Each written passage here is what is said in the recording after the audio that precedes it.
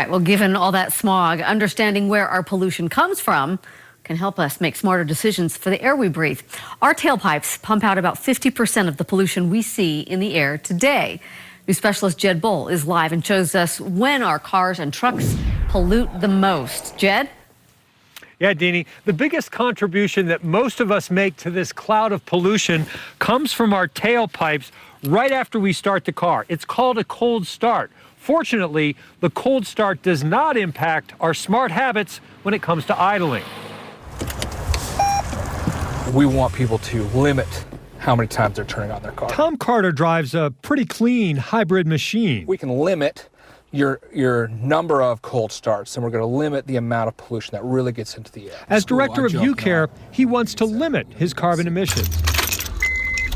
And the number of cold starts that we all make adds up. Really, that first burst of pollutants happens, and it contains the most pollutants. Your first start in the morning, or at lunch, or after work, when your car has been sitting and cooling 20 minutes or more. That's a new cold start cycle.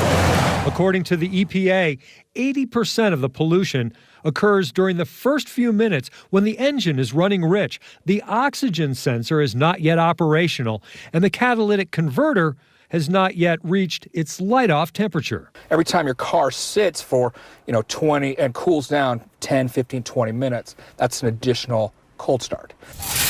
When we combine errands and link trips together, we avoid cold starts and choose clean air.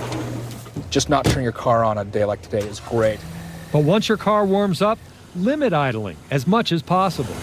Your car's not going to cool down. It doesn't turn into another cold start when you're sitting waiting to pick your kids up at school. Or sitting in the drive-thru. There are no perfect answers, but there are practical solutions here, and that's what we're trying to empower people with UCare. Right, so limit those cold starts as much as you can during the course of a day. But once the car is warmed up, when you find yourself in a drive-thru or you're waiting for kids in front of school to pick them up, make sure that you turn it off. Turn it off for a couple of minutes. Turn it off for 5 minutes. But after 20 minutes or more, then it's a cold start. Guys? All right, every little bit helps, Jed, so thanks for the tips.